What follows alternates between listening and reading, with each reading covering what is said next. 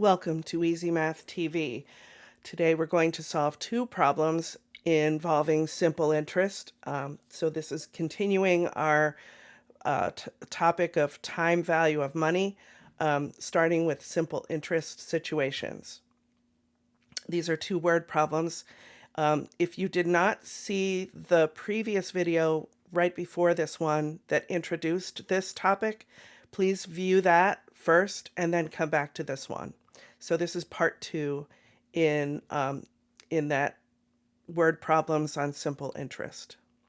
So the second question that you see here, we've already answered the first question in the previous video. So let's go to question two. What would need to be deposited now if in 5 years the balance is $176.25 at 3.5% simple interest?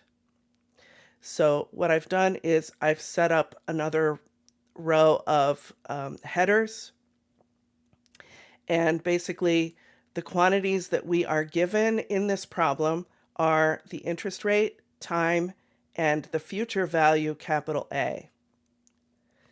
So time is 5 years. The future value of capital A is $176.25. And the interest rate R is 3.5%.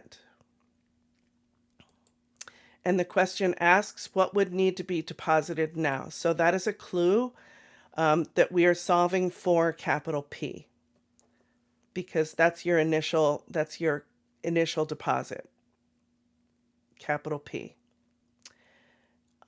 And note that the 5 years is actually given in as a word, not a number, so just watch for that. Okay, so I've typed in the three quantities that are given. You just literally type those in as numbers. So the 3.5%, I actually typed in the percent symbol next to the 3.5. Under time, we have 5, and under capital A, we have 176.25. So when you're solving for the present value, we're going back in time from the future. So instead of multiplying, we're going to be dividing. I mean, that's kind of a oversimplification, but it is what it is. So the formula for capital P, given R, T, and A, is this: equals C7, which is the future value, divided by slash, parenthesis, 1 plus the rate, which is A7, times the time, which is B7, close parenthesis.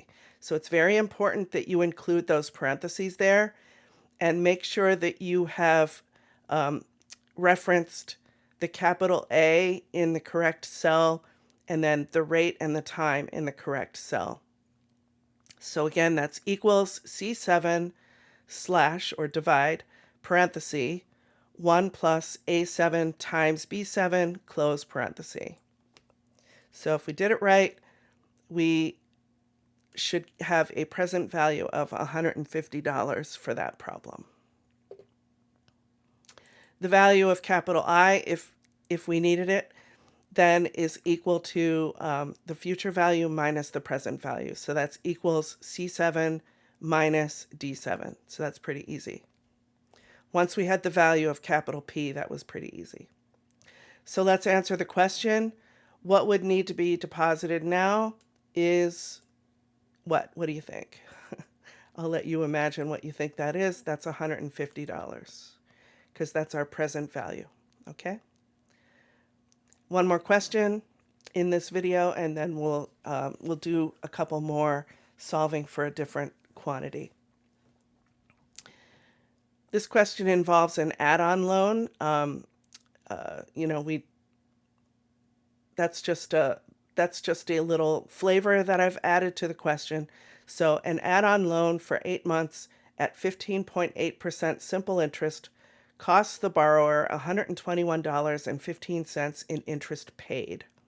What was the amount borrowed, and what does the borrower owe in all? So this time this is a two-part question, so we're going to need to give two answers. We're solving for capital P, which is the amount borrowed, and we're solving for capital A because that's going to give us what is the total amount that the borrower owes to the lender. That's always going to be capital A because what you have to pay back is your principal plus your interest, and that's your capital A. What things do we know? We know the time, we know the interest rate, and we know the amount of interest, capital I. So take a look at row 9. I've set up my headers. We know the interest rate, we know the time, and we know capital I. Those are the first 3 columns there. And then we know the principal, which is we're solving for the principal in column D, and we're solving for capital A in column E. So there's 3 things we know, and there are 2 things we're solving for. Under the interest rate, notice I just typed in my 15.8%. Under time, however, and this is very important, or the problem will be completely off, like way off if you don't do this right. Time has to be in years. So we were told that it is 8 months. So we have to type that in as equals 8/12 because it's 8/12 of a year, or 8 divided by 12 year. So basically it's 2/3. 2/3 of a year is my time. That is absolutely necessary, okay? And my amount of interest in column C is 121.15. Okay, so again, we're solving for principal, so we kind of expect that to be a division problem, and it is.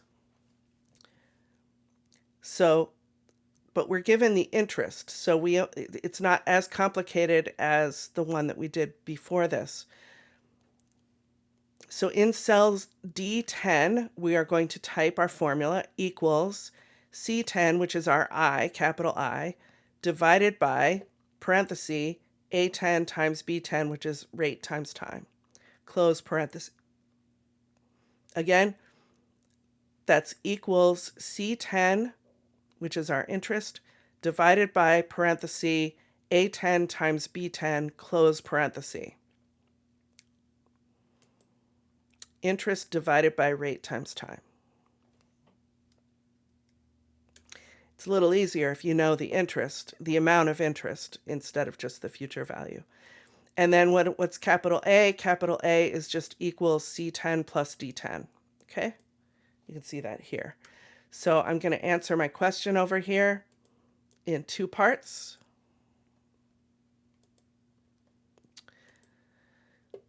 We borrowed $1,150.16, and we owe, this person owes at the end, $1,271.31. And that's the total amount that they owe. We aren't told like whether that's going to be monthly payments or if they're just going to pay the whole thing in one lump sum at the end. We just know that that's how much they're going to pay back. So like, subscribe, comment down below if you're finding these videos helpful. It's really going to raise your Excel skills to a whole new level. So anyway, we'll do one more video on solving simple interest problems.